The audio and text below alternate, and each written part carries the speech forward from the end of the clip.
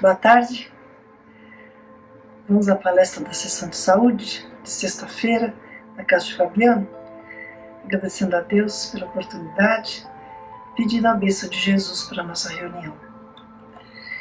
Vamos falar hoje sobre a valorização da vida espiritual.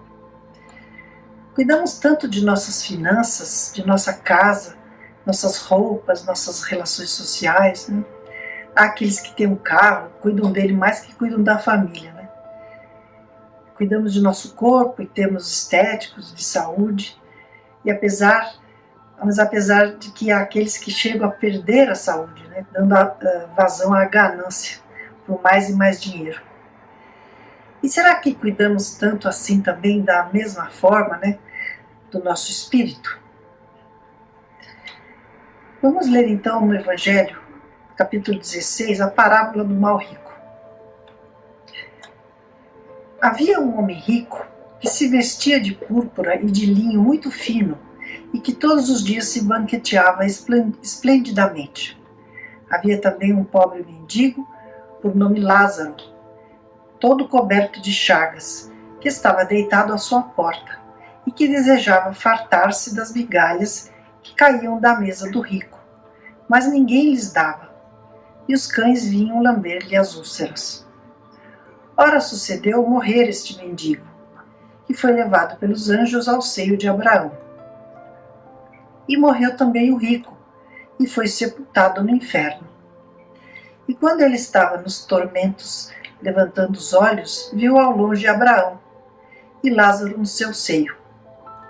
E gritando ele, disse: Pai Abraão, compadece-te de mim e manda cá Lázaro, para que molhe em água a ponta do seu dedo, a fim de me refrescar a língua, pois sou atormentado nessa chama.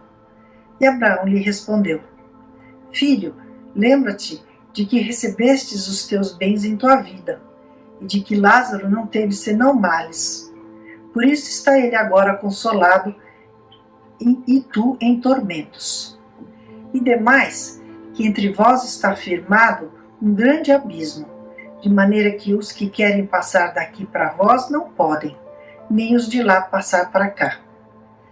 E disse o rico: Pois eu te rogo, pai, que o mandes à casa de meu pai, pois tenho 5 irmãos, para que lhes dê testemunho, e não suceda venham também eles parar a este lugar de tormentos.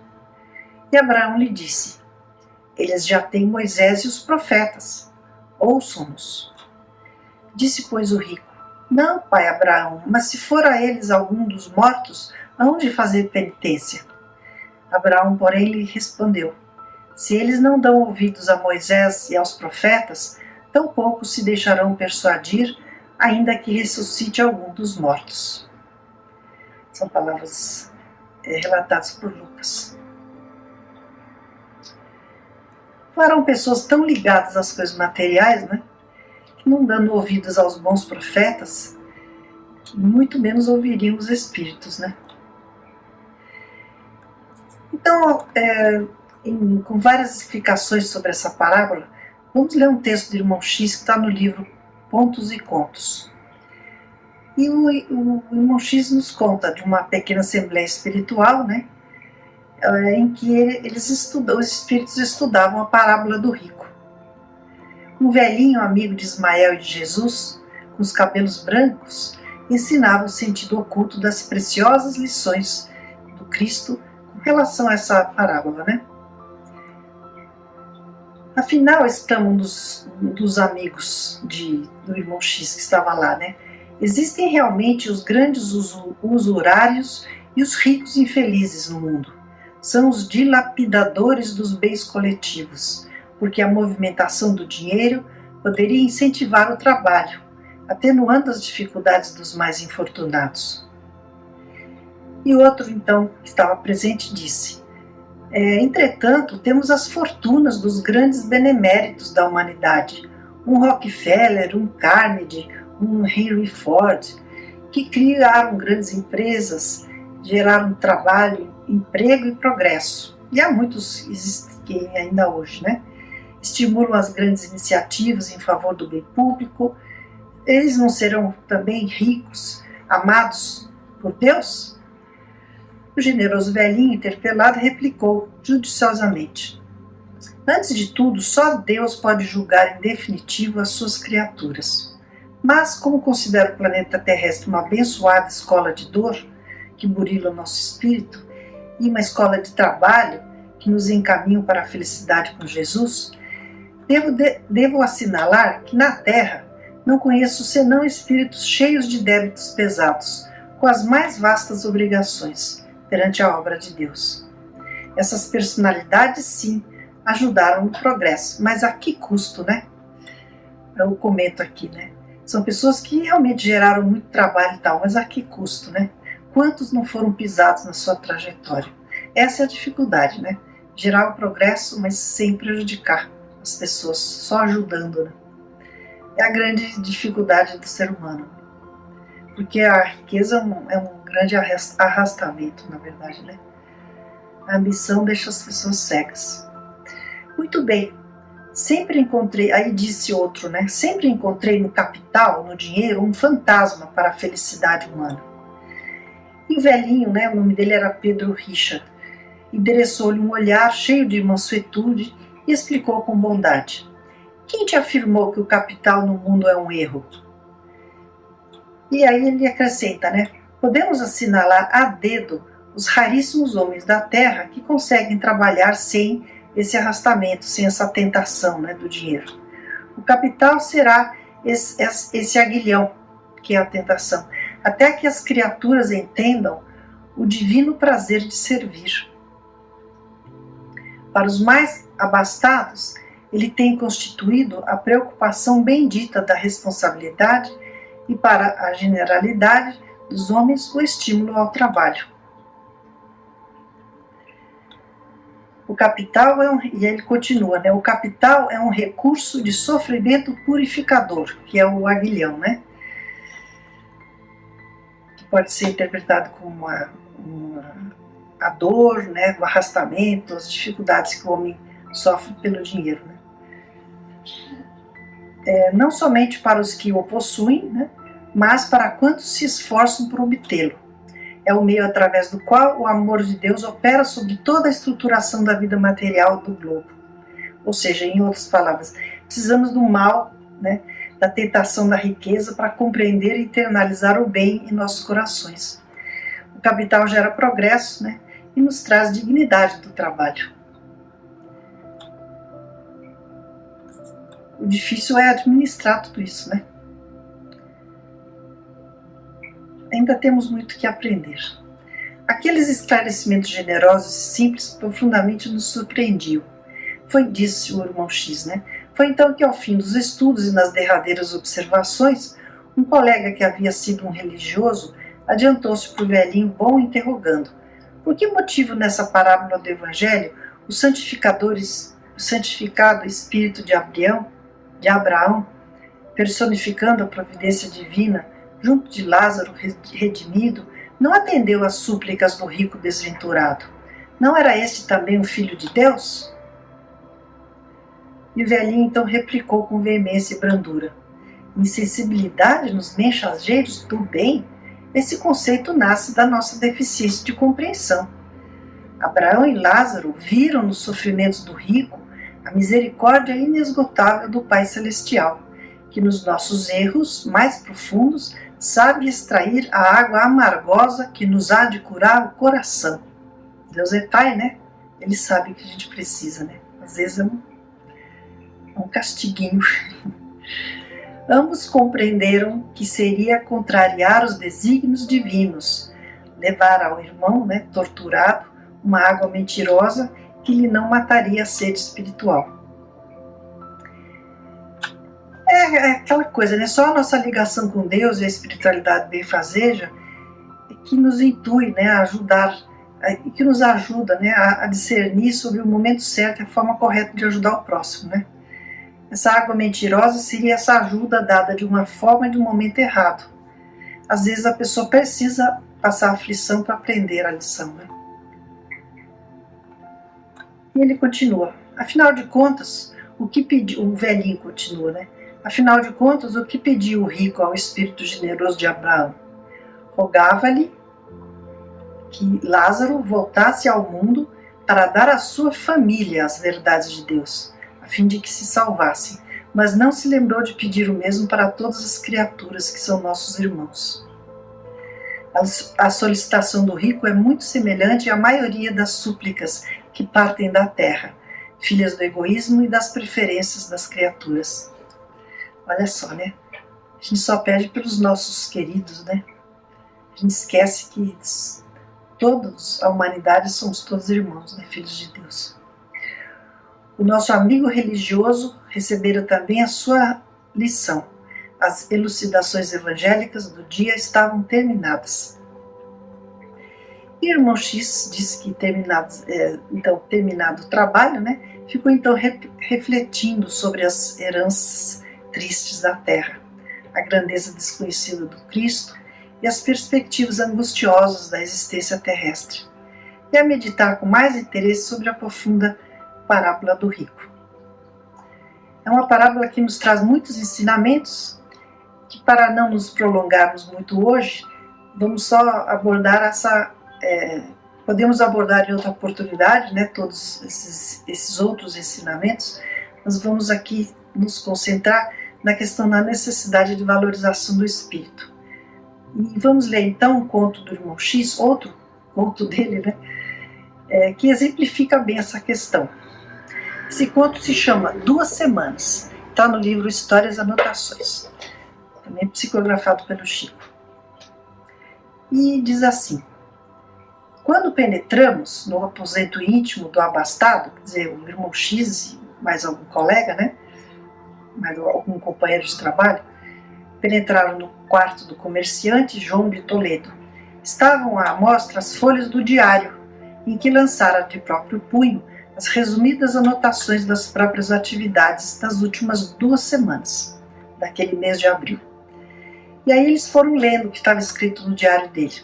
17 de abril, o homem escreveu: acordei hoje sobressaltado. Sonhei estar abraçando meu pai, morto há 20 anos. Não era precisamente um sonho.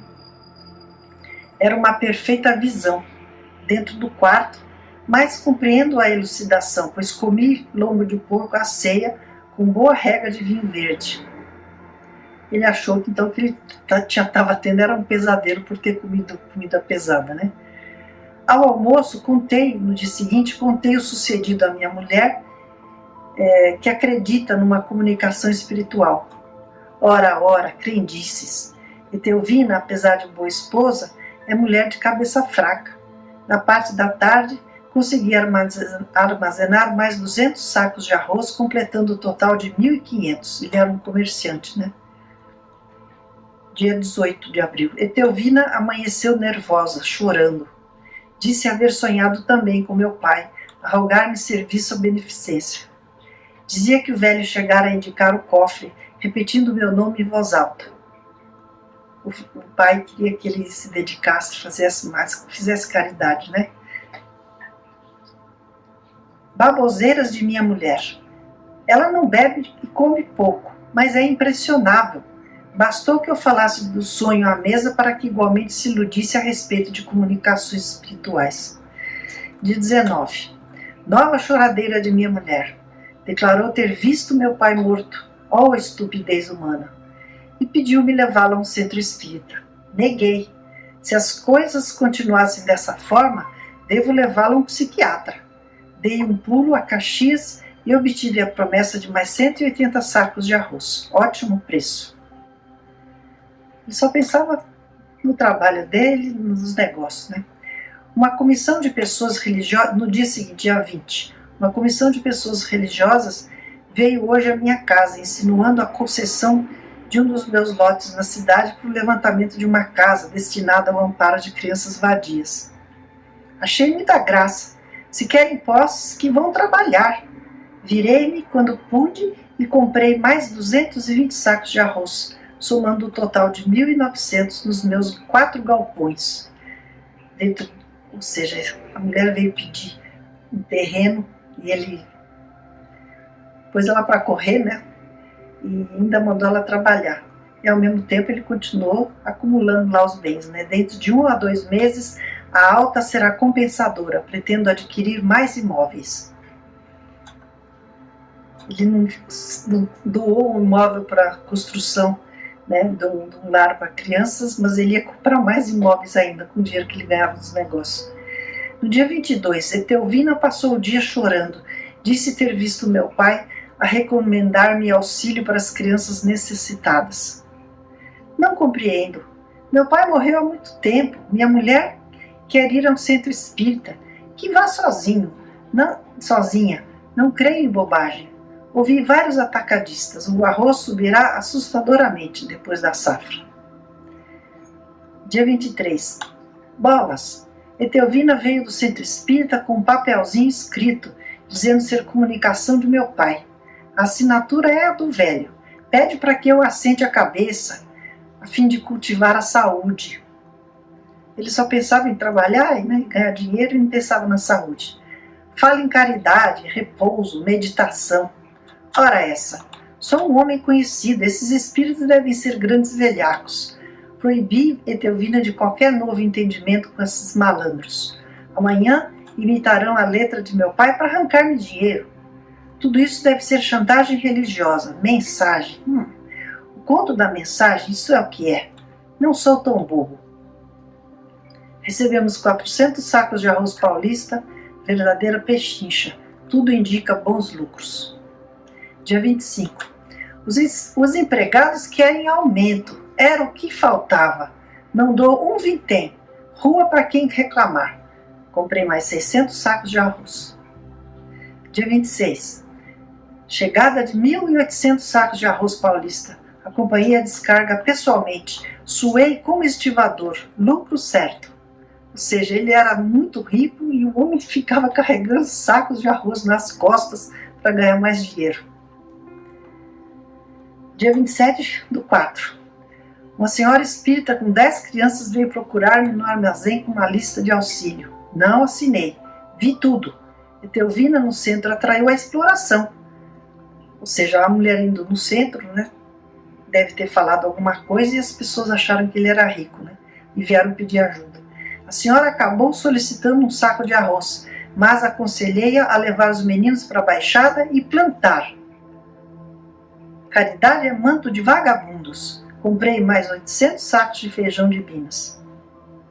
Dia 28. Minha mulher piora dia a dia. Contei ao meu gerente o que se passa e ele me falou de mediunidade. Até ele. Não sei se um homem de bem falando nisso dá para rir ou pensar. Dia 29. Passei o dia comprando mais feijão. A praça começa os primeiros sinais de alta. Então ele comprava e depois vendia na alta para obter o lucro, né? Dia 30. Etelvina quis conversar hoje em novas lições de meu pai e mandei que calasse a boca. Ou seja, o pai continuava tentando se comunicar com ele, né? Não quero comunicações, não quero notícia de mortos. Vou interná-la amanhã numa clínica de repouso em Santa Teresa. Quero sossego. Meus representantes estão autorizados a começar as vendas depois de amanhã. Estaremos até a noite nos armazéns, recolhendo novas remessas de arroz que chegarão de São Paulo. O homem mal dormia, né? Uma frota de 40 caminhões. Até 20 de maio próximo, espero lucro de 5 a 6 milhões para começar em base mínima. E por fim, o irmão X diz, né? Estas eram as últimas notas do abastado negociante Pedro João de Toledo, quando lhe vimos, enfim, o corpo hirto no chão, pois tombara repentinamente. Ele teve um troço e morreu, né? Desencarnou. Ou seja, ele não dava o mínimo valor à vida espiritual. Não ouvia os conselhos do pai para que cuidasse da saúde, fizesse caridade, né? Trabalhava como um condenado para ganhar mais e mais dinheiro, não dava atenção às necessidades espirituais da família e não fazia caridade, né? Acabou morrendo sem usufruir do resultado da sua ganância, né? E no fim do conto diz, né? Qualquer relação deste caso com a parábola do homem rico, narrada por Lucas, é mera coincidência.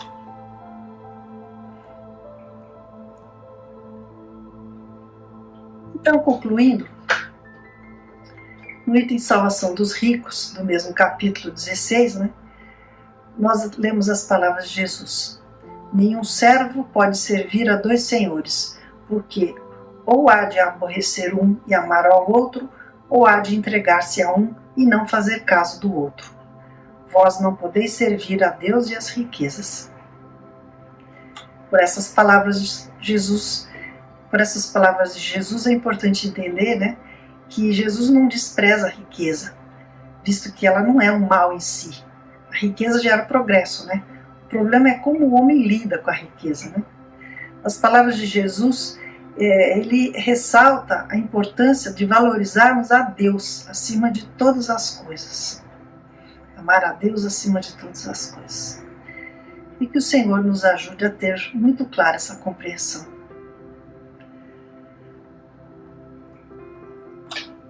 Pai nosso que estais no céu, seja feita a sua vontade, Senhor, assim na terra como no céu. O pão nosso de cada dia nos dai hoje.